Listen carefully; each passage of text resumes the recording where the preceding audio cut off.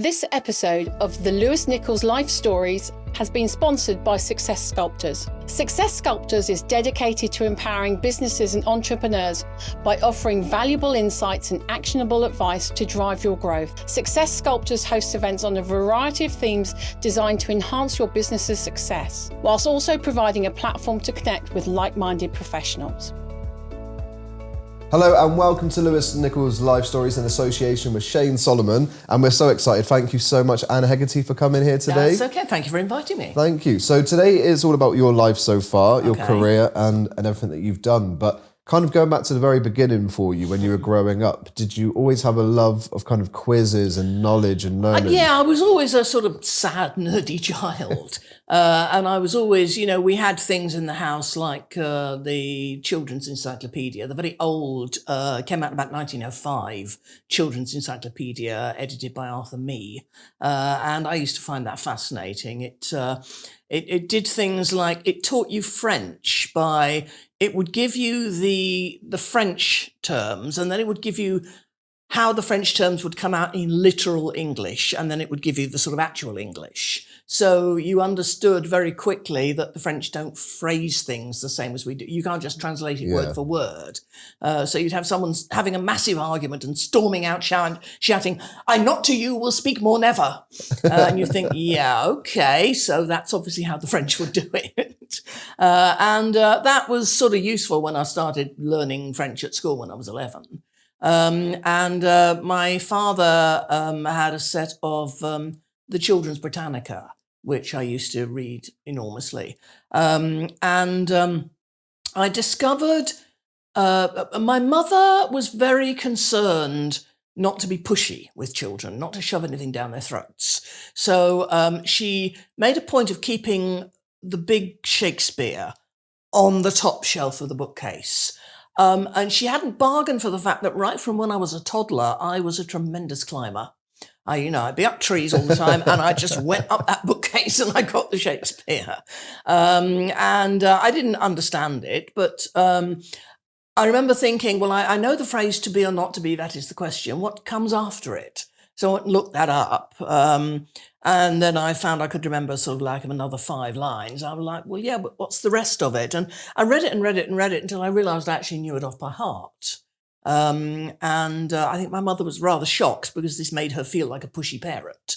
And she was very concerned that she shouldn't be. But, it wasn't actually her fault that I managed to climb up the bookcase. And then at school, I remember that there were photographs on the walls of kings and queens of England, photographs or paintings. And I remember that it went straight from George VI back to George V. And I thought, I have a feeling there was one in between there. And I went and checked the list in the Children's Britannica, and there was one in between there. So I thought, right, well, obviously I can't trust these people to teach me the truth. So I'm going to, have to read about the kings and queens of England. And then I realised I knew all the kings and queens of England from the conquest till now with all their dates. So when I have difficulty getting to sleep, I start reciting those to myself. I drop off really fast. I didn't make it to Queen Victoria last night, and I was going backwards. So that's the thing, because I know you had an interest in journalism as well, and that's something you studied. I sort of vaguely always thought that I'd be a writer. I had no idea what I wanted to write, but my grandfather was a publisher, and so the place was full of books. Publishers get given books. And I got given children's books, including American children's books that hadn't been published over here yet. And I just devoured them and thought, right, obviously, one should be a writer, even though I hadn't actually any particular desire. I mean, I used to write stories and they were terribly dull and sort of utterly plotless. And I sort of thought, well, I suppose I should do this. And yet I was always told, you can't be a writer. Writers don't make any money. Look at all your grandfather's friends. They're all poor. I think I sort of vaguely thought, well, the way to make money by writing is to be a journalist. And then when I was 18 years old, punk came along and I started reading the NME and Sounds and thinking, right, clearly this is what I want to do. I want to be Julie Burchill. It's going to be impossible to be Julie Burchill because she's a year younger than me and she's always already far better than I'm ever going to be. She's now a Facebook friend. I'm so proud. Really? Yeah. Wow. And I'm still in awe of her. But I thought, this is the sort of thing that I could do. So I did actually get on the journalism course at what was then University College Cardiff, and did pretty well. And then ended up getting a job. I liked it so much, I thought I want to stay in South Wales. So I got a job on the South Wales Argus. And they did used to do occasional quizzes in the office, and I was always good at those. And then it gradually dawned on. I left the Argus. I moved to Manchester, realised that the job was rubbish, and went freelance. But I came to realise I didn't like being edited. I thought really I'd better be the one to do the editing. So I moved into book publishing. And so for 20 years, I just read a lot of books, a lot of academic textbooks, and without realising it, just absorbed a lot of information, which I was prone to do anyway. Wow. And then just kind of, sucked all that up. So by the time this opportunity came along, I was like, I do already know quite a lot of stuff. Were you aware of that at the time, though? So, for instance, did you know that you had the ability to kind of be inquisitive and really invest your time into something and know it off by heart? Did you know you had that skill? Back when I was a journalist, I always used to make a point of really trying to research what I was going to be writing about. I mean, you didn't have the internet in those days. But if I was going to interview a celebrity, I'd try and find out everything I could about them. And I remember interviewing the actor Nigel Stock, who back in the 60s, I think, was a famous Dr. Watson. I forget who his Sherlock Holmes was.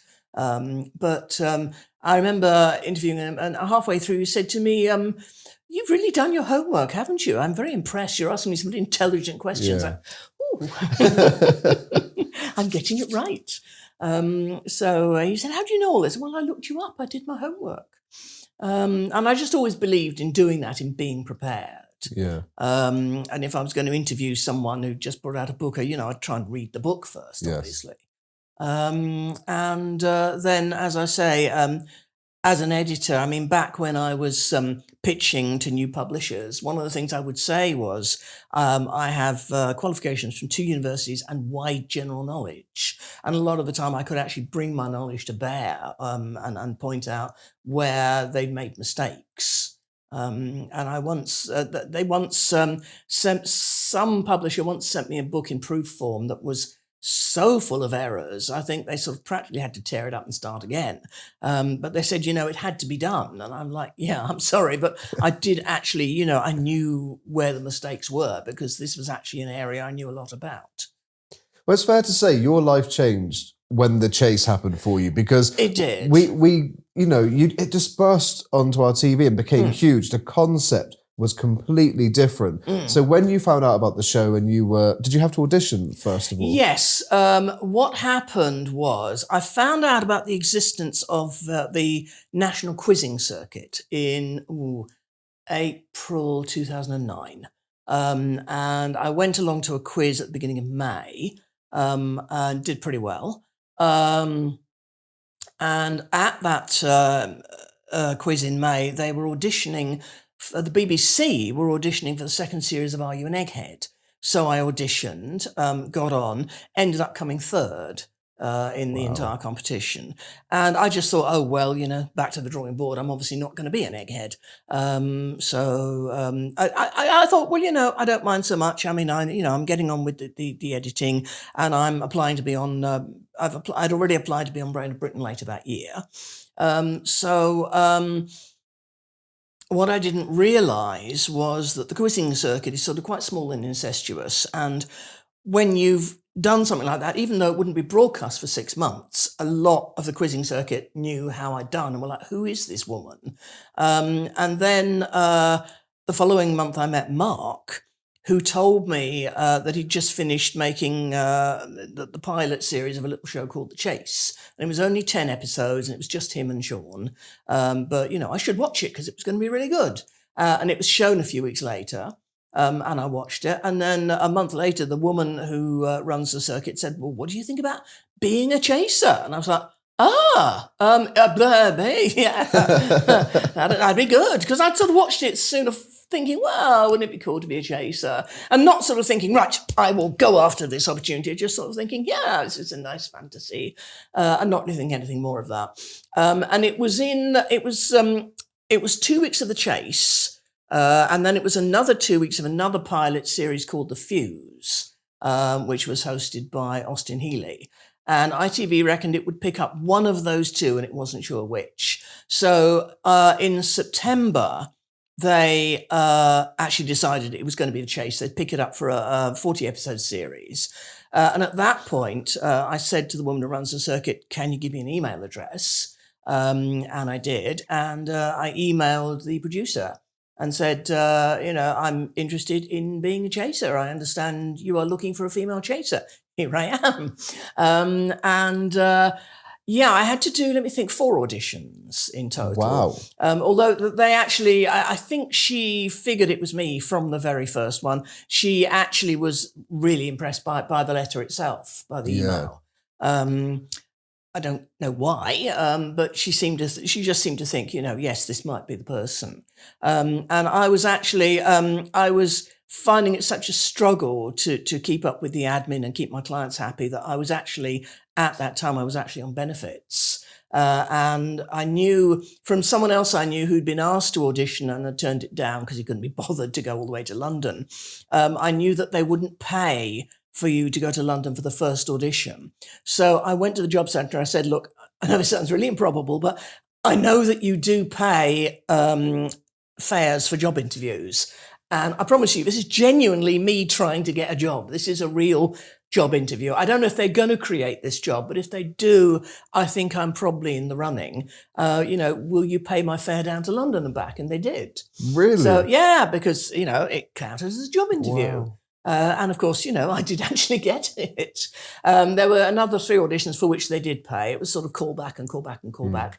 They weren't sure what or who they wanted. They didn't know how many people they wanted, who they wanted, if they wanted anyone more. And they tested out 2 women and 2 men. The other woman did later become a question setter on The Chase and is now a question setter on The Chase Australia. One of the men became a mastermind champion, and I played pairs with him in quizzing. And the other guy is really, really good, and I think he's won mastermind and Brain of Britain and various other things. So they were all very good, but somehow they decided they wanted to go with me. Did you ever, because obviously I love the fact that you emailed and you really wanted that opportunity, but did you consider the fame that was going to come with it and how kind of intense that was going to be? Do you know, I have a terrible confession to make. Yes, I did. Really? I did, and I really wanted that. Wow. In fact, I was sort of slightly irritated that it took so long to arrive. Not that the chase had taken so long to come along, but that once the chase was on air and doing good figures, it's always, very, from the start, it quickly started getting to around 3 million a day and kind of stayed there. But I was irritated at the lack of recognition. The press did not pick up on us till about, I think, 2015 or so. They just didn't notice us. Alison Graham of the Radio Times clearly preferred Pointless. And it was like nobody in the press wanted to admit that we existed. I'd see stories in the Manchester Evening News about local person has appeared as a contestant on The Chase. I was like, guys, I'm right here. You could talk to me. And I tried getting an agent, and Kim Woodburn sent me along to her agent, who just said, well, I don't really know what to do with you. And I said, well, my producer thinks I can act a bit. And she said, oh, no, if you could act, you'd be acting. So I thought, oh, fine, okay. So I just kind of trundled on. And then late in 2014, Mark phoned me and said, somebody is pretending to be you on Twitter again. So I was like, okay, fine, I will get on Twitter. I've been very resistant to it, but I got on Twitter. And within a few days, I had a tweet from a panto producer saying, how do I get in touch with you? So I followed him and messaged him, and this is how you get in touch with me. He said, would you be available for Panto this Christmas? This was September 2014. I was like, yes. So I did Cinderella for him that year. Yeah. I was rubbish, but he very kindly, offered me another job the following year, and then an Easter Panto the year after that. So I must have been doing something right. Probably being cheap is what I was doing right. I'm good at being cheap. And then early in 2015, I got invited on Saturday Night Takeaway. Wow. Ant and Dec decided to do a sketch called Disgrace, where Ant disguised himself as me and played a game of the chase. And then at the end, I come along and sort of tap him on the shoulder and out my chair. So I did that. That was funny. And everyone really seemed to like that. And I think I ended up dancing on stage at the end. End of the end show. I learned to dance, yes. Yeah. So that was quite funny. And then, that got a lot of reaction on Twitter and Facebook. I was like, oh my God, this was possibly the greatest night of my life, because I was sort of actually getting a bit of attention. And then a few weeks later, I got asked to be one of the chasers on the opening series of The Chase Australia, yes, which I hadn't expected. So that started in 2015. And also, I knew that Sean had an agent, and I approached his agent and said, would you represent me?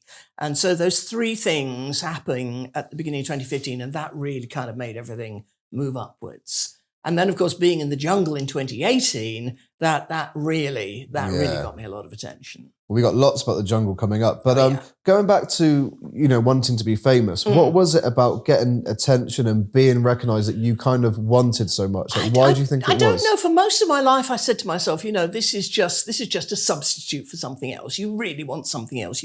You just want friends or something like that. But now I have fame. I'm like, nah, it was this. It was this. It wasn't wanting friends. Yeah. And I don't know how to explain. I just like the whole vibe of, people know who I am. They'll give me space if I want, but they'll come up and sort of breathlessly fangirl as well. And it just really strokes my ego. I must have this horribly bloated ego because I just really like it. Is it because growing up, did you ever expect something like this would happen to you? So is it kind of one of those I always moments wanted it. I didn't, part of me was like, yes, of course this will happen one day, darlings. But part of me was like, yeah, but how? You're not actually very good at anything. Because I thought, well, I'll be a writer. And then I was always, I'll be a writer and I'll be a famous writer. I found... years ago, I found a little memo I'd written to myself about why it was important to work hard on my editing. And one of the items on the memo was, you might work on famous books. Wow. It was like, you clearly did always want this, didn't you? I can't explain it. As I say, my mother was very unpushy. She always thought that I wouldn't accomplish anything because she didn't want to think that I would, because that would make her feel pushy. She'd had pushy parents herself. And her parents flat out didn't like me. So they were always like, you will never amount to anything. And she was like, no, darling, you won't amount to anything, but I love you anyway. And I'm like, why? What are you loving me for? I'm never going to amount to anything. My father, who was frankly a bit of a disaster area and a bit of a deadbeat, but he was the only person who ever thought that I could or should become famous. He was the one person who thought, you can do this. You could be, you could be a famous actress. You could be a famous singer. I haven't got a very strong voice. I can carry a tune, but the lack of strength, I can't belt, means I was never really going to be a singer. But he was always, you can do something, you can be something. He wasn't sure what, but my mother was like, oh my dear, it's vulgar, to be something famous. And she'd keep pointing out, it was a running joke. We'd be watching telly, and there'd be someone on a chat show, and she'd go, friend of your grandfather's, of course. Because my grandfather was a publisher and knew so many people. Yeah. But at the same time, she'd keep telling me, so-and-so has got no money. He makes no money from his books. Grandpa has to lend him money. And it was always sort of made clear to me, authors don't make money from their books. They're all poor. Okay. So I don't really know what she wanted or expected me to be. But people say to me, oh, your mother would be so proud of you. And I'd be like, she'd be quite conflicted. She'd be happy that I was doing something that made me happy.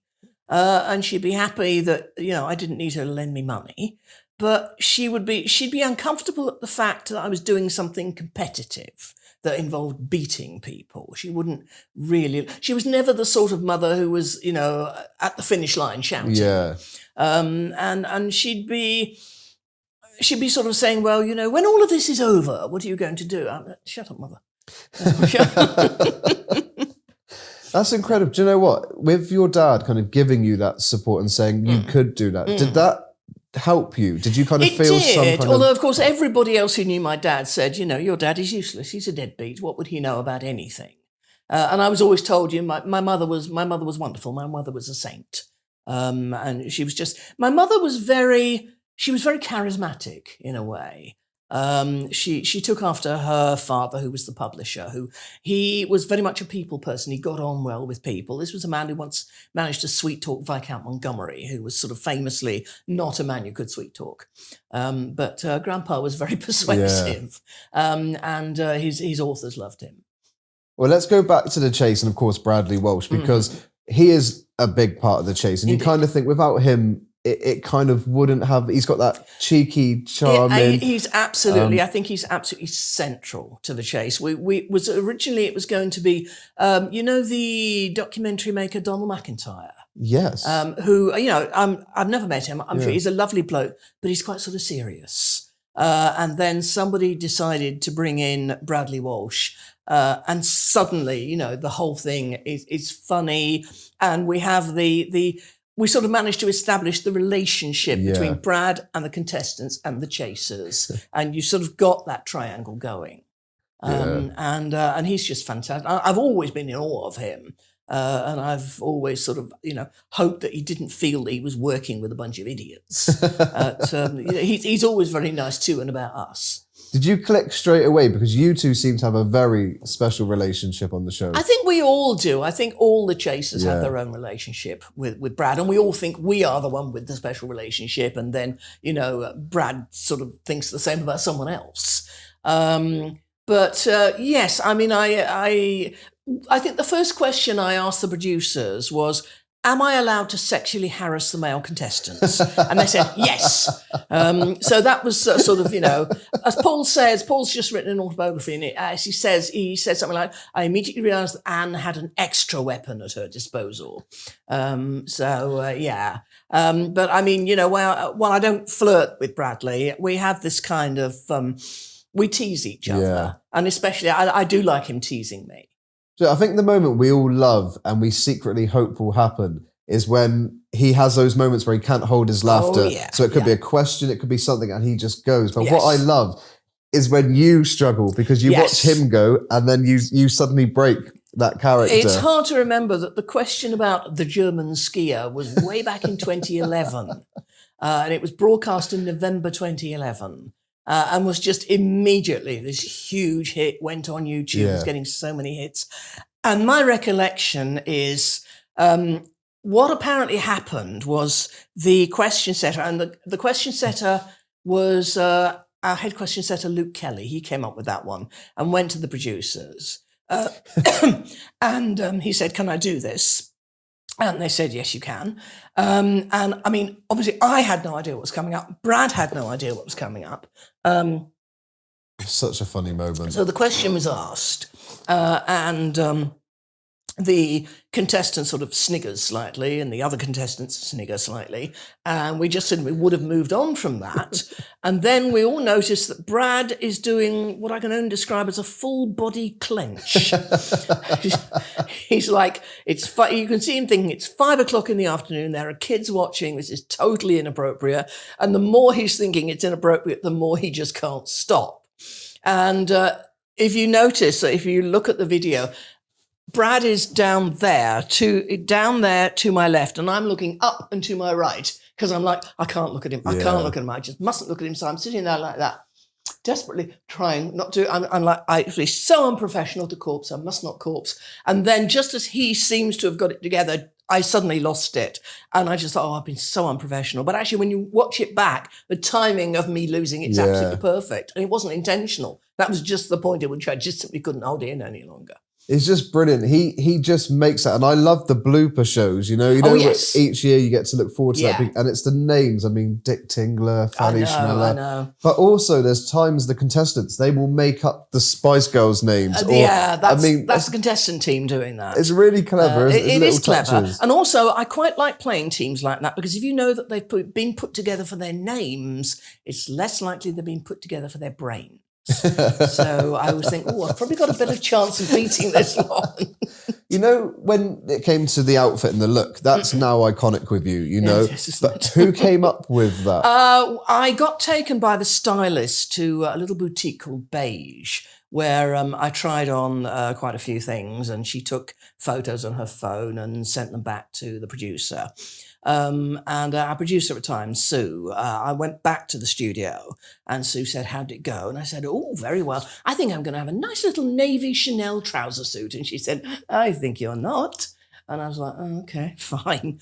And then I saw what they were going to put me in. I was like, oh God, really? I mean, it's actually, it's several £100 worth of Italian tailoring. It's just, on me, it looks like it came from Primark. It's Primark, isn't it? I just thought, okay, well, clearly there's going to be no room for vanity. Not that I ever thought there was. And then they got a blouse for me from some catalogue. It was a catalogue that I used. And when you look at early episodes, I'm wearing this cream blouse with a Peter Pan collar with black piping. And then it started, I was wearing it so much because we were making more and more shows and they hadn't known, obviously, how long it was going to go on. And it was fraying. So they were like, right, we have to get you another one. They went on the website, it had been discontinued. So what they eventually ended up doing was making me a couple of cream-coloured shirts with those pussycat bows, which actually are attached with poppers. Sometimes the poppers come off.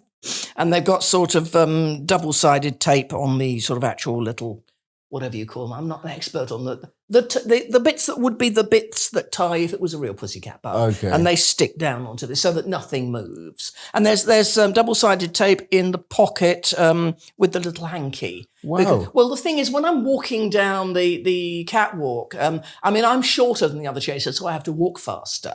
So I'm sort of swinging my arms and, how should I put it? These are sort of on their own timetable. I'm walking down the catwalk, swinging my arms and the hanky in the pocket goes bump, bump, bump, bump, and liable to fall off halfway out. So, so it has to be stuck in. Everything has to be stuck down quite firmly because otherwise, What about the governess? Who came up with that? Originally, I was going to be called the headmistress. Okay. And I sort of looked at this and I went, oh, God, really? And I remember Mark saying to me, look, if you don't come up with your own nickname, they will come up with one for you. So I was like, all right, fine. And then we were doing, we had, before Series 2, which was the first one I was in, we did quite a lot of rehearsals because it had been a year and Brad and the other two couldn't quite remember how it worked and I'd never done it before at all. So we had a lot of rehearsals. And I noticed that during rehearsals, he'd started referring to me as the governess instead of the headmistress. I later found out it's a tremendous compliment because his nickname apparently is the governor. So that was really nice. Yes. But I just remember saying to the producers, I actually would rather be called the governess. Yeah. Because a headmistress is sort of trammelled by the rules and the board of governors, and a governess, she can just do anything. Exactly. Basically. She's in charge. Yeah. When it comes to the celebrity specials, you've done so many of them and, you've beat a lot of them. But when it's for charity, do you sometimes find it difficult when you're like, oh, no, I've taken kind of awkward, isn't away. it? The thing is, it genuinely is our job to beat them. That's what we're supposed to do. I am always genuinely trying to win. I remember doing a show in Australia, which wasn't a celeb chase. It was just a normal chase. But on this one, the contestants were two couples. and one couple got knocked out and the other couple were left. And they were so lovely and nice and sweet. And they needed the money. But I was glad when they won. And I was even more glad after the show when I got told that apparently they needed the money because one of them needed cancer treatment. And I'm very glad I wasn't told that beforehand because, come on, how would I have felt? But, you really are trying. People don't realize it's actually very difficult to throw. Again, it's very difficult to throw a question because your instinct is you have to think harder to give the wrong answer. Yes. Your instinct is to go for what is the right answer. And there are times when, I have said, I'm sorry, guys, I'm really sorry because you played awfully well. And the questions just fell for me and what can I say? But, you genuinely are trying. And with the celeb shows, we do give them £1,000 each for their charity anyway, provided they made it through the head-to-head. But yes, I can see why people think that, but, we don't want to be seen playing badly. Who's been your favourite celebrity where you were like, oh, I can't wait for this? I like playing David Hay because I could go on there and say, "Ooh, I just want to lick you all over." Because come on, he's cute. I'm trying to think. I mean, Sean Williamson, Fat Barry from EastEnders, is a really seriously good quizzer. So it is always nice, when he turns up on the show. We've played loads of. I remember recording one celeb show a couple of years ago on my actual birthday, and I was playing Bonnie Langford, and she sang "Happy Birthday" to me on the set. Wow. And I was like, I would not have expected this when I was watching you on TV when you were a kid. So that was nice. After you finish filming, are there times where you will kind of meet the contestants afterwards or get a picture with them, or do you kind of go separate ways? I quite like that to happen if it doesn't get in the way of... The thing is, we have a tight schedule, and we're all sort of, by the time I've finished, the next person is made up and ready. We only have about sort of half an hour turnaround between shows. Where we film at the moment, if I don't have anything to do afterwards, if I don't have any retakes to do, then quite often I'll get taken straight out. And in the lobby to the studio, I might quite well meet the contestants. Yeah. If I do, I like to say, bad luck, guys, or possibly well done, and tell them how well they did. I quite like to do that if there's time. Yeah. And I know that when we started doing the celeb shows, I was just overawed. And we'd rush to the green room and hope they'd be there. And sometimes they'd just simply go straight home. And now I'm a little bit more blasé, and I'm like, no, darling, just get me to my car. Oh, wait, I'm actually driving the car. But like I say, because I have this thing about fame and celebrity, and I love meeting famous people, seriously famous people. It used to be nice when they would stay behind. Well, I'm going to give you some scenarios, and we want you to tell us which chaser is most likely to do this scenario. So who is most likely to storm off if they lost? Oh, that's going to be Mark. Mark. Who's most likely to stop for a chat with the contestants after? That's likely to be Sean. Sean tends to ask if he can see the contestants. Who's most likely to be late for filming? Any of us, actually. Sean and Paul can both be sort of slightly disorganised. Paul's got this excellent husband who kind of keeps him sorted. Yeah. I certainly used to have a tendency to be late because they used to make filming happen earlier and earlier and earlier, and I'm someone who needs to stick to a morning routine. Yeah. And so I'd sort of scrabble around. Mark may well be late just to sort of show everybody, that they should know their place or something like that. Any of us might actually end up being late. Darryl probably wouldn't be. Darryl would be very good at not being. Who's most likely to burst into song? Well, they always say that's Sean. I like to burst into song when I can. Jenny tends not to, but Jenny does actually do it professionally. Yeah. I'm going to go and see her in next month. She's doing a singing tour. Wow. So I think, let's go on and see her. Who is most likely to get very starstruck on a celebrity special? Well, secretly me. Darryl might. Jenny would. Jenny is very good at knowing her pop stars and her TV stars. Yeah. She wasn't at the NTAs this year because she was on tour. When she's at the NTA, she is constantly standing up, looking around, whooping at the cameras. She gets very excited at the NTAs. Who's most likely to break character during filming? I'm not quite sure if I have a character anymore. Sean might sort of, stop being the steely, dark destroyer in order to start singing or joking. Who's most likely to watch Keeping Up with the Kardashians? Jenny is most likely to, yeah. Who's most likely to tell a dad joke? One of those jokes you're like, oh no. Dara has a fondness for dad jokes. Who's most likely to make Bradley laugh? I think we all try. Any of us might. Possibly unintentionally, of course.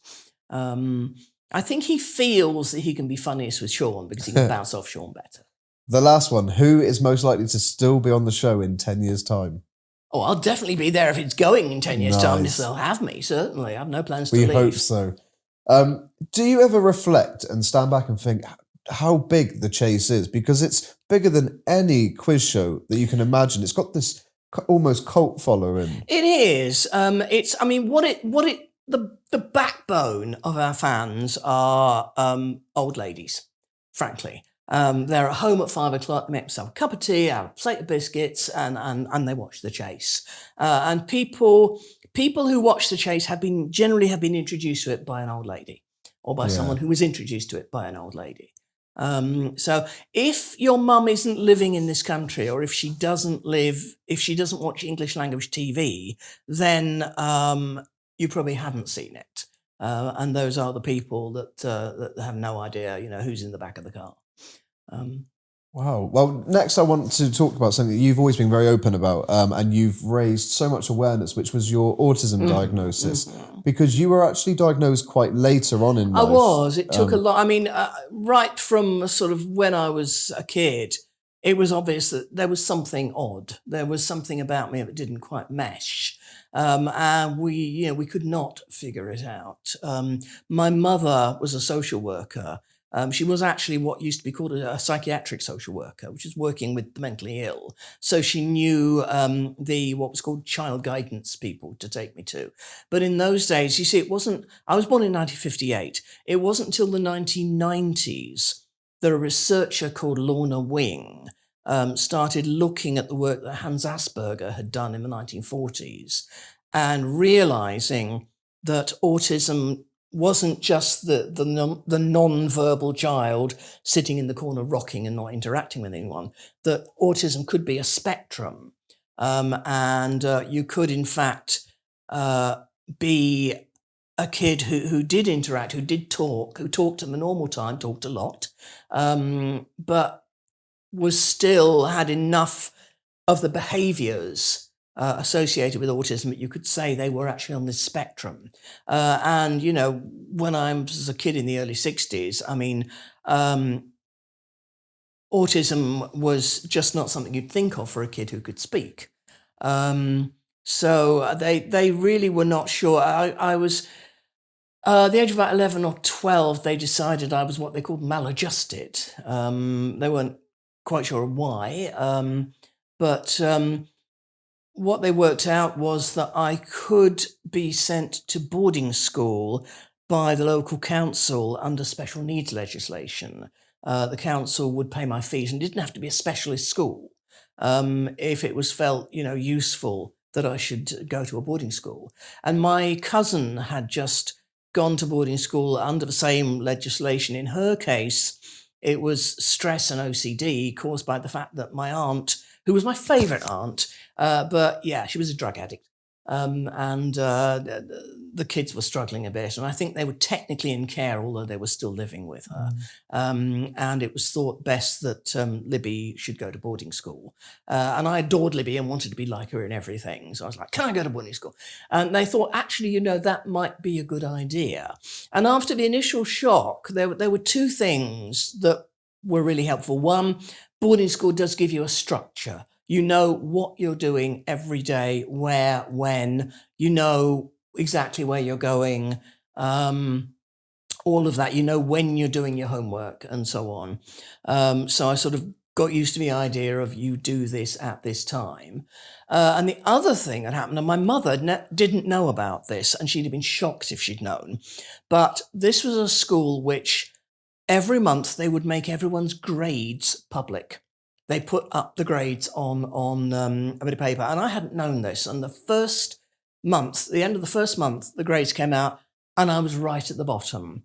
And everyone was like, wow, it's usually Nikki Clark who's at the bottom, but you're even dumber. We're very impressed. And I was like, you know what? I'm in a class with kids. I was 13 years old. I thought, I'm in a class with kids who think that the French for cowboy is vache garçon. I know better than that. I am not going to be beaten by people who are that thick. So I actually started getting my head down on working, which I hadn't really known how to do because my mother was so ambivalent about it. By the end of the year, I was regularly top in the grades and was top for the next 4 years till I left. So that actually sort of showed me, this is what can happen if you actually get your head down and work. And I think I always... for a long time afterwards, I struggled with, and I think some autistic kids do struggle with this, the idea of sort of incremental improvement, of sort of slowly practicing something and actually getting better at it. And I was very bad, really, at the whole idea of sort of targeted endeavor. I like watching tennis, but I could never learn to play tennis because my initial instinct, when you give me a tennis racket and a ball, my instinct is to just hit the ball as hard and as far as I can, rather as if I'm playing golf with a tennis racket.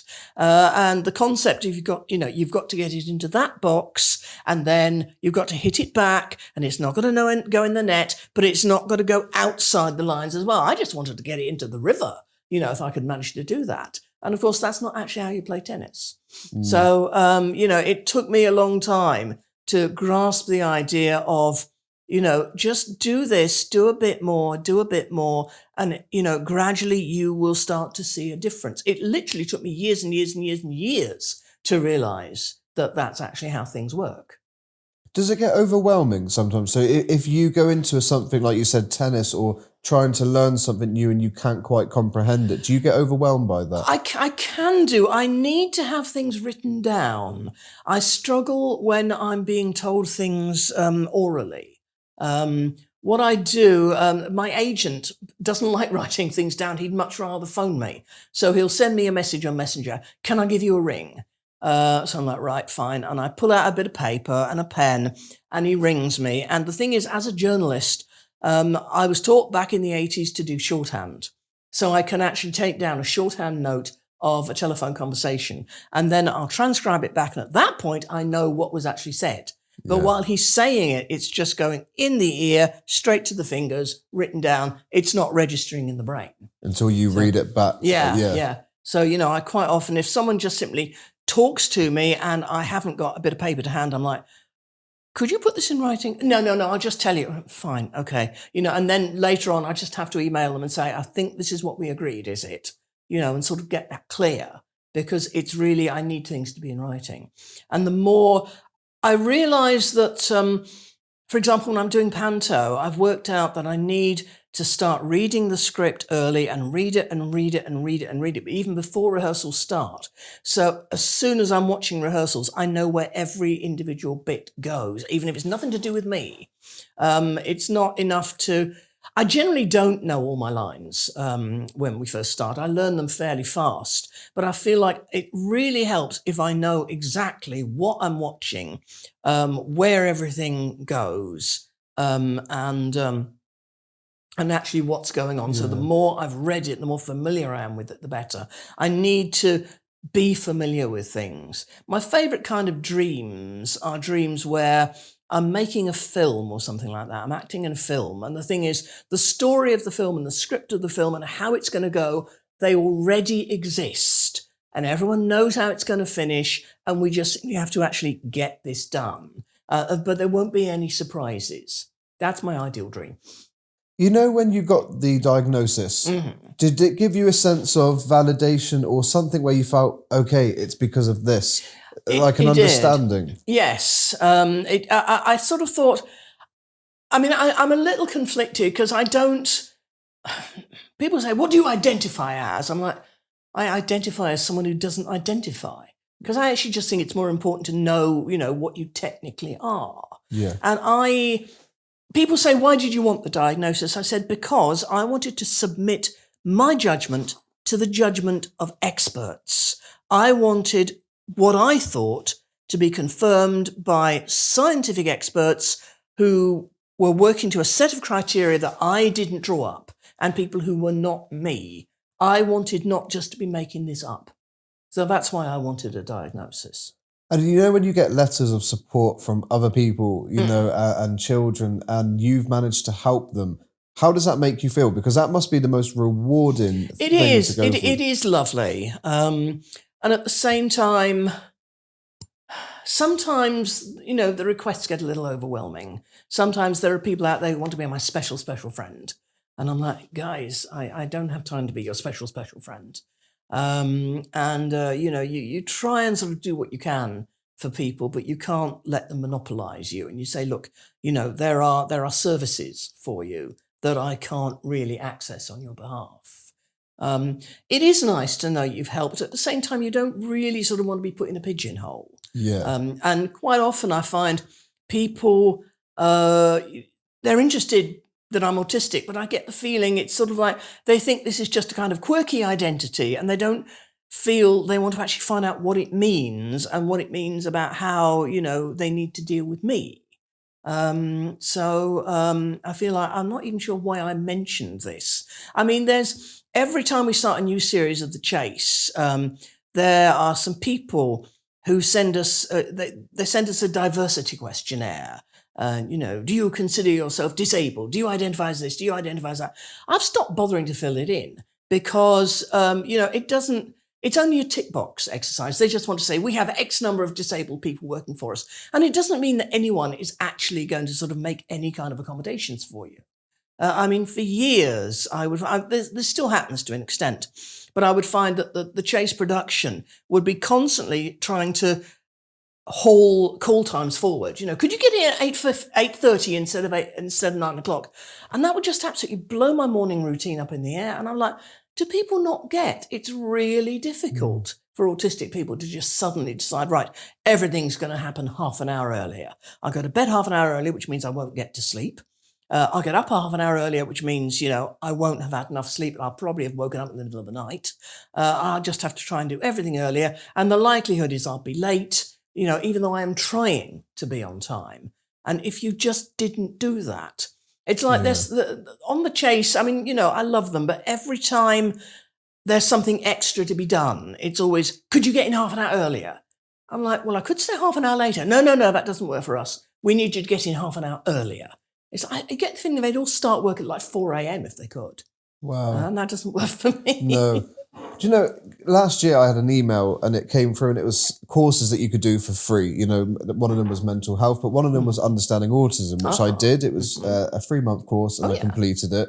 And I did that because I didn't have an understanding and I wanted to. But do you think there needs to be a lot more work to be done in not only schools, but workplaces? Yeah, I think there does. People try and they ask me questions, and sometimes they're not always the right questions. Yeah. People say to me, are you sure? Are you okay with being here because there's flashing lights? I'm like, I'm not epileptic. Yeah. Flashing lights don't bother me. If there is an awful lot of noise, and especially if there's amplified sound from the stage, I cannot have a conversation. Please don't try and engage me in conversation. If there's amplified sound from the stage, I'm probably trying to focus on that. And if I don't like it, I've probably gone to the bar. But don't sit there and try and have a conversation with me at the table, because that isn't going to work. Do you know, I remember that heartwarming moment on This Morning with the little boy that they... Oh, Joseph. Yeah. I'm still in touch with his mum. She's a Facebook friend. Really? So I'm still in touch with the whole family. They're a fascinating family, quite bonkers. Yes, I framed Joseph's letter and I framed the drawing he did for me, and they're on a shelf in my home in Watford. Well, earlier you obviously mentioned I'm a Celebrity, Get Me Out of Here. And that for me was my favourite series. Harry Redknapp, it was just incredible. He was lovely, such a nice bloke. But when it was announced that you were on there, initially a lot of us would think, how is Anne going to cope in there with so many different personalities? Oh, I bloody nearly didn't. It wasn't so much the personality. I mean, actually, the personalities were what kept me in there. Yeah. It was... I don't know, it was the point at which we were walking down into camp, and because I'd managed to sink the boat, we were in the bad camp. My fault, completely my fault. And we were in the rubbish camp, and we were just walking and walking and walking and just going down and down and down. And my spirits were just going down and down and down. And I was like, we're walking into hell, aren't we? And by the time we got into camp, I was just sitting there going, oh God, I'm sorry. I was just mentally checked out here. So I was sort of doing the 1,000-yard stare. I had no idea what was going on. I wasn't hungry. I made myself eat the rice and beans. I just thought, I'm sure I should. And then I just sort of put myself to bed early, just lay awake all night, thinking I could hear spiders running around my head. We were sleeping on the ground in sleeping bags. I thought, there's spiders running around the leaves and they're going to get in my hair. And I just lay there crying. And I got called to the BT in the middle of the night and asked, are you okay? Oh, I'm not okay. And the next morning, I went to the BT and sat down and said, I'm a celebrity, get me out of here. And they said, okay. Take it slowly. Take it day by day, take it hour by hour, talk to your campmates, talk to Medic Bob, because they didn't want to lose me, that fast. But I was like, I want to leave. I'm terrified you won't let me leave. And take it slowly. The thing is, my campmates were lovely. In the bad camp, I was there with Emily Atack, Fleur East, Rita Simons, and James McVeigh. And me. We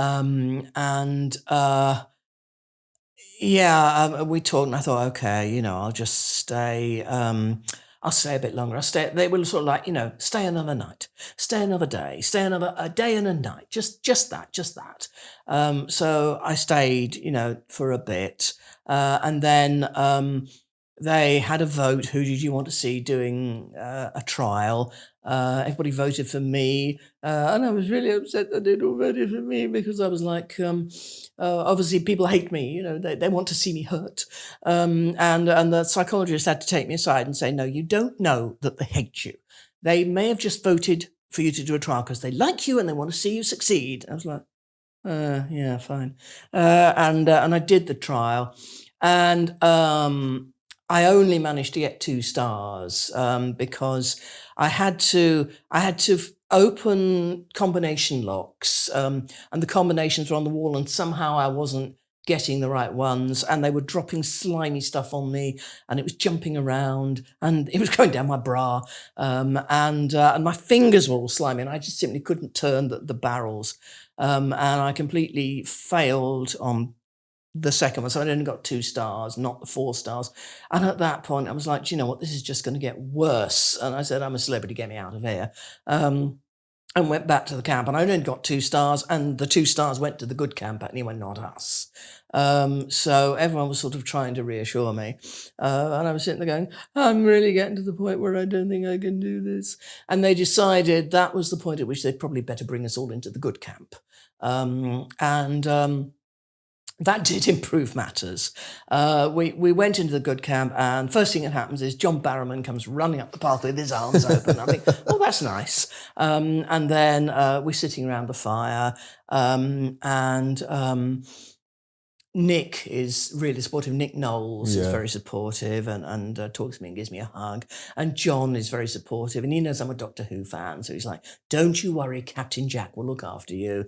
And then we got given some luxury items that we'd asked for, and Nick had asked for a pillow, and he said, I asked for this pillow in case there was anyone else in the camp that needed a pillow, and I think you need a pillow. And so I ended up with his pillow. And I mean, no, I thought that was just such a lovely gesture. It really, really made me feel supported. And B, I actually did need the pillow. One reason I was sleeping badly was I couldn't get my head comfortable. I would stuff absolutely everything I brought with me under my head, and it still wasn't right. And it was only after, I think it was after we were all out of camp, that I learned that actually Nick had needed the pillow for himself. He'd done something to his shoulder, and he never said anything about it. And of course, if I'd known he needed it for himself, I couldn't possibly have kept it. So he's such a good... Nick is not just a guy who wants to do good. He likes to do good by stealth, so that, you don't always know. And that was just a classic example. It was so Nick. I remember waking up the next morning thinking, for the first time, I can actually imagine staying here until I'm voted off. I tried to give the pillow back to Nick the next morning. He was like, no, it's yours as long as you're here. The psychologist, she was quite concerned at how I'd freaked out in the first task. So she kept telling the producers, I don't want Anne doing a task until I feel confident about it. So for the next week, I kept being ruled out on medical grounds. Specifically, it was the psychologist who was ruling me out. It wasn't physical. Yeah. It was the psychologist was worried I was going to freak out so much that she might actually have to take me out. But that was what that was about. And Dec going, and Anne is ruled out on medical grounds. We're as surprised as you are.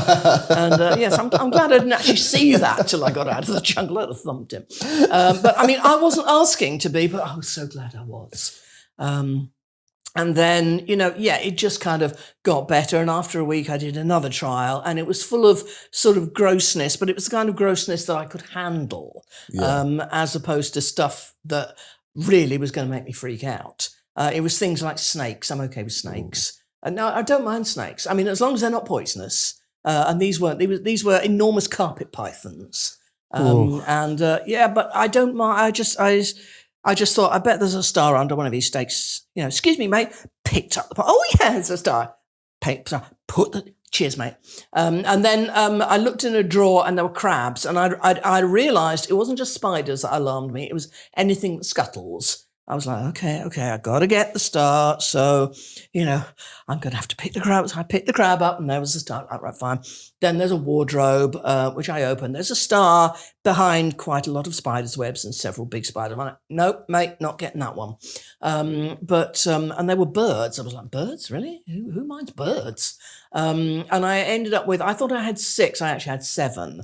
And then we were sort of getting close to the deadline. I was covered in fake blood. But I knew it was fake, and I'd been handling raw liver. So, it was all sort of rather disgusting. And then there was a sort of small tunnel to crawl through, and I just thought, I'm really quite claustrophobic. I'm not crazy about this. So I then said, I'm a celebrity, get me out of here. But my brother told me afterwards, we all looked in the tunnel, which you didn't, and there was a dragon in there. And I was like, was there seriously a Komodo dragon in there? Because if I'd known, I probably would have gone in the tunnel. I've never seen a Komodo dragon up close. But I think probably they would have dropped insects off me, and the Komodo dragon would have tried to lick them off, which again would have been gross, but it wouldn't it wouldn't actually have been sort of horrible things leaping about on me. Do you know what I loved when you were in the camp was the fact that everyone really supported you. You were such a close group. Brilliant. They were so nice. Yeah. I swear, every single person I was in the camp with, I would be happy to meet again. There was no one there I didn't like. And I think what happened, they all bonded over looking after me, and then they all kind of bonded with each other. And everyone got on with everyone. And I think it's not a coincidence that it's the highest rated series they've ever had. Yeah. Because everyone was just so lovely. And we just, we had a good lineup. We had, really cool people like Harry Redknapp and John Barrowman, and Nick. And we had, and Noel Edmonds came in at the last minute. Briefly, yes. And then was the first one voted. Well, the thing is, we had these immunity trials and different captains. I think the captains were Harry, John and Nick. And they picked people who they thought might be in danger of being voted off. And And nobody picked Rita Simons and nobody picked Noel because everyone thought, Noel, it's Noel Edmonds. He's not going to get voted off. So he, ended up being one of the people who didn't have immunity because it was thought he wouldn't need it. And then suddenly, he gets voted off. It was a shock. Well, it was. The thing is, one thing they do, the producers, if you're liable to be... One thing that gets you voted off, because it's a vote to save, obviously. You don't get voted off. You get voted to be kept. And I think the reason people were not voting for Noel was they probably didn't see a lot of him. He had a tendency to sort of go slightly off by himself and lie on his back in a sort of swing chair. And just kind of stare at the sky, which is perfectly reasonable. And he wasn't being obnoxious in any way, but he was just kind of away from the rest of us. And probably you just didn't see as much of him. Yeah. So, if you were not being shown, the likelihood was you were liable to get voted off. And I think that must be what happened. Can you remember the song that became quite legendary in there? You all did. That Fleur, I like my bum, I like my boobs. I can't remember how it went now, but it was Fleur who started it, I think. I can't remember any more of it. But yes, there was sort of more than one version of it. I like my boobs, they're very nice, or something like that. You have to find it. Yeah. You got a big opportunity when it came to your presenting your own show for ITV, which was an incredible opportunity. So when they came to you with this idea and said, this is about you, and you're presenting it on your own, how did you feel about the opportunity? I thought it was brilliant. It was. I actually remember this quite clearly. It was 2017, and I was driving from Manchester to go to film at Elstree Studios. And usually I didn't go down the M1 because the speed limit on the M1 is 50 miles an hour for virtually the whole bleeding length of it. So I generally took the M40. On this occasion, I remember I did have to take the M1. So instead of coming off onto the M42, I pulled off the M6 at Cawley Services. And as I pulled into Cawley Services and was parking, the phone rang and it was my agent, saying they're offering you a quiz show, in those days it was called Britain's Smartest Family. It started being called Britain's Brightest Family later. And I was like, oh my God, yes, wow, that sounds tremendous. So I was absolutely delighted to do that. The thing is, I remember way back at the start of me being on The Chase, Mark saying to me, remember, most game shows don't get more than 2 series. So we were very lucky. The Chase is very lucky that it's on we're coming up to season 18 now, I think. Wow. But when Britain's Brightest Family did 2 series and then 2 celebrity series, and that was it, I wasn't massively surprised. It was, it would have been lovely to do a bit more, but that's sort of as much as most of them get. Well, you get Beat the Chasers as well. We were speaking about it in the green room. It's such a good concept to have all of you on there. It was first mooted, I remember hearing about it, this was also 2017 actually, in the ITV Summer Party. I remember we were outside the Kensington Palace Orangery, which is one bit that's open to the public, so it wasn't sort of quite as select as it sounds. And our managing director had just said he'd got this idea. And over the years, we went through so many different ways of doing it. And I remember thinking to myself, this is going to be a zombie show. This is going to be one of those shows that we can never quite get to work, and it keeps coming back, and we keep doing run-throughs, and they have to go away and tweak it a bit more. And then towards the end of 2019, we were called back for another run-through. I was like, oh, really? And then we did it, and I thought, you know what? This works. I think they've got a format that works. And then we were told that it was going to series, and early in January 2020, we recorded it. And then it went out during lockdown and just was this huge hit. And we were like, well, when can we do it again? I don't know, when you can leave your house. It's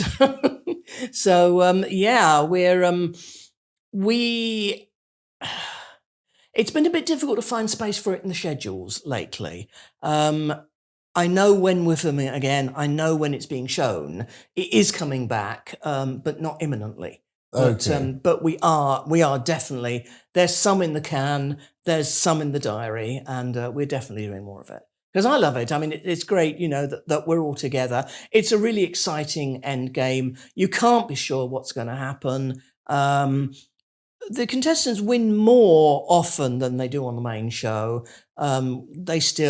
Because anytime people say, oh, well, people having to press the buzzer takes up time. That isn't it. They've gone over it with a stopwatch, and it's not the buzzer time. The problem is having to read the minds of the people beside you. That's what disadvantages the contestants, and that's why we give them a head start. And that's why they have pushbacks. But of course, when we're doing Beat the Chasers, we have got to try and read each other's minds. And even though we've known each other for years, we still can't always tell. Quite often I'll know a thing, but they all know I'm slow. I'm the slowest of the chasers. I'm fast compared to most people. I'm fast compared to most quizzers.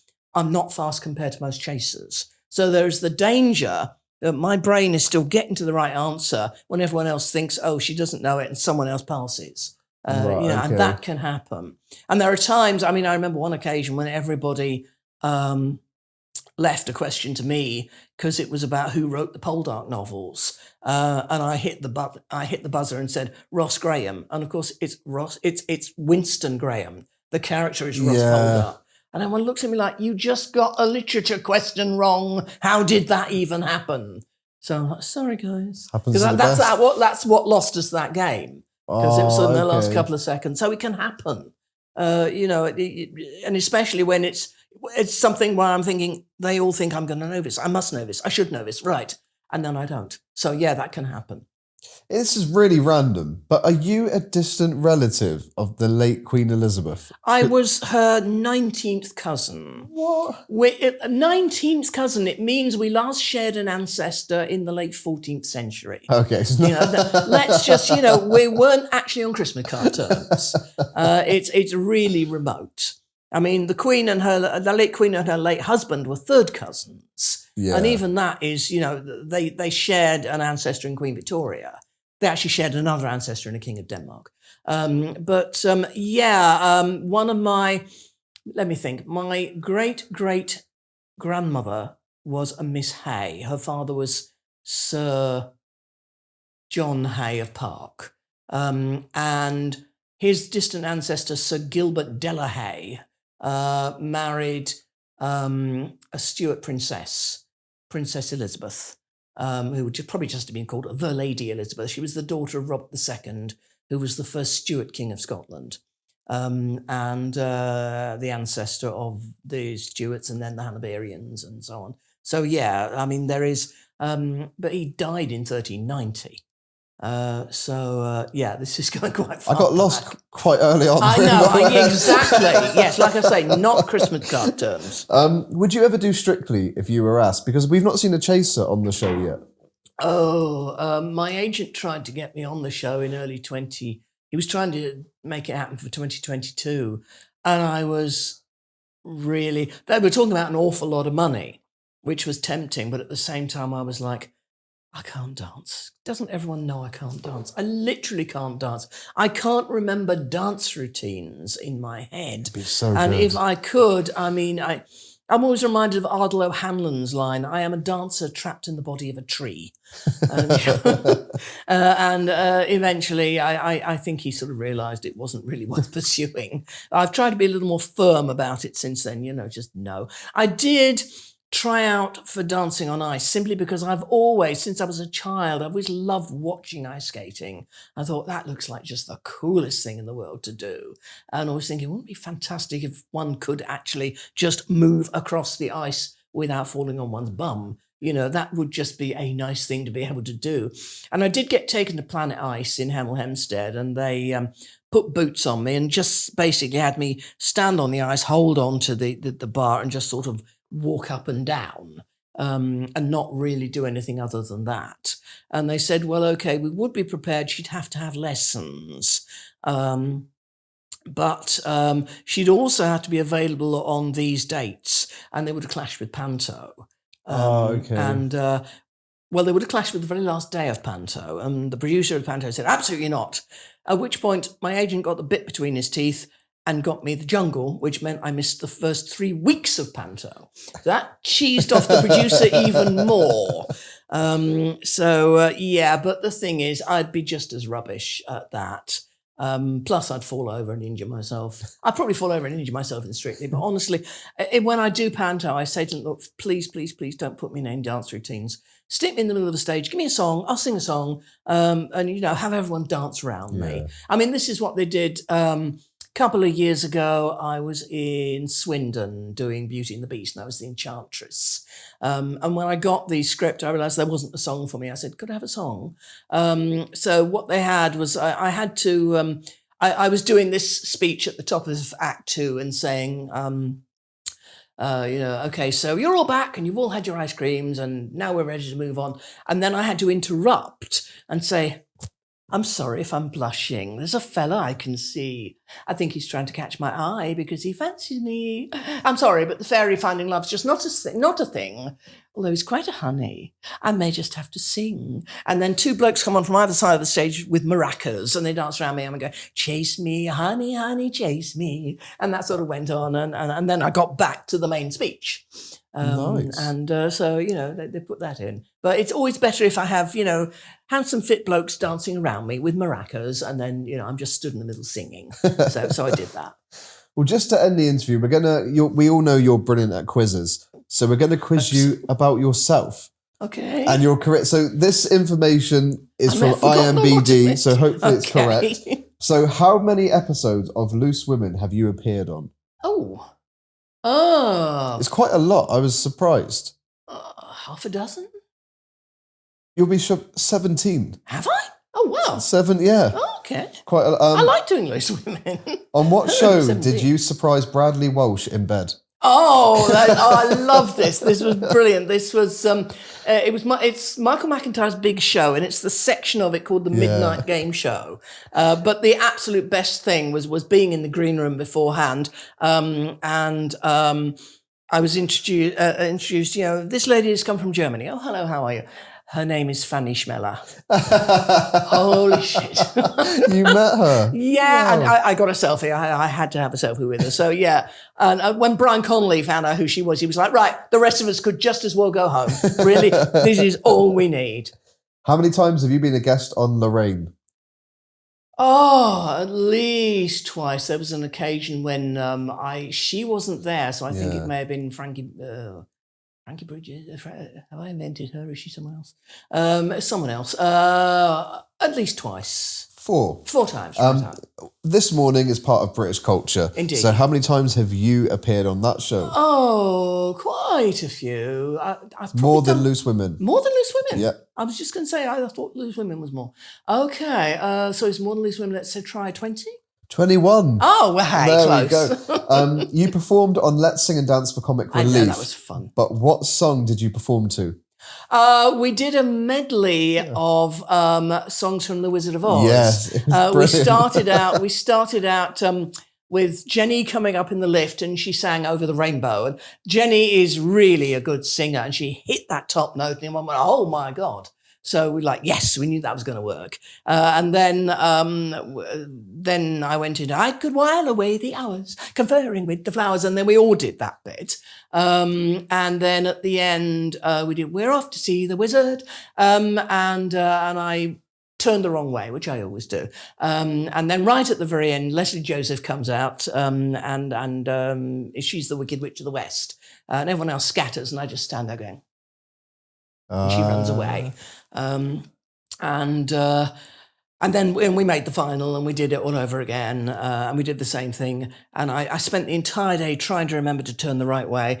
And at the end, I turned the wrong way again. And we still won. Dude, Leslie was sat where you are just 2 days ago. You were saying, yes, yeah. What year were you a phone-a-friend on Who Wants to Be a Millionaire? That was very early. That was, I'd got the job on The Chase, but I had not been seen. I think it was recorded in February 2010. Yes. I was working in Edinburgh. I was editing a government inquiry report. And I was sitting in a room with, there were 5 lawyers in the outer office. So I can promise you it was all above board. How many NTA awards has The Chase won?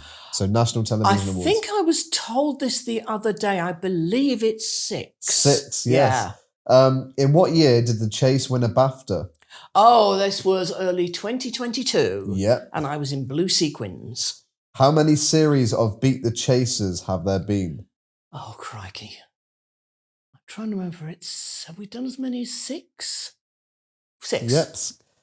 What was the name of the series in which you and the other chasers went travelling? Oh, it changed its name. It started out being called Are You Smarter Than? And then it turned into Planes, Brains and Automobiles. And it ended up being called Planes, Brains and Automobiles, The Chasers Road Trip. Yeah. Oh, grim. You've done really well. So what's next for you now? Have you got anything that you can tell us about that you're working on? I'm in Panto this Christmas. I'm in Scarborough. It starts out in Scarborough. It's Cinderella and I'm the fairy godmother. Starts in Scarborough. Over New Year it moves to Warrington. So we're there till about, I think we finish on the 12th of January. I've recently appeared just as a cameo in a little short film that had its premiere a few weeks ago. It's now being sent around to various film festivals. Wow. The people who made it, I mean, it was made on a budget of £3,000 and I didn't take a fee. But the people who made it, they have actually won prizes at film festivals before. It's a nice little film. When we premiered it, everybody laughed. They liked it. So after the film festivals, presumably it'll go on general. I'm not quite sure how a short film goes on general release, but I think they might be trying to sell it to Channel 4. My agent thinks it could make a sitcom, which would be lovely. Nice. That's called Exorcising Barry. That was fun to do, and I'd love to do more acting. We are in a few weeks' time. We're going to restart filming The Chase, which obviously is the main job. Yeah. And I'm always happy to get back to that one because sometimes I feel like it sort of gets a little bit lost. We're working so hard on sort of blooper reels and setting up celeb shows, and I'm like, has everyone forgotten the daytime show is? I always say it's the little workhorse that makes everything else possible, and it's the one that people are sitting down to at 5 o'clock with a cup of tea. And we've got to not forget to make enough of those shows. 2019, we had so much other stuff going on, and Brad was still doing Doctor Who. And I worked out we only filmed 93 shows in that year, and that's not enough. And I said this to the producers, and they hadn't even been keeping count. And they were like, oh, well, we'll make up for it next year. Of course, next year, the coronavirus had other ideas. Yeah, very much. Well, Anne, thank you so much for coming on. It's been an absolute pleasure. Okay. Anne Hegerty, everybody. Thank you so much. Thank you. This episode of the Lewis Nichols Life Stories has been sponsored by Success Sculptors. Success Sculptors is dedicated to empowering businesses and entrepreneurs by offering valuable insights and actionable advice to drive your growth. Success Sculptors hosts events on a variety of themes designed to enhance your business's success, whilst also providing a platform to connect with like-minded professionals.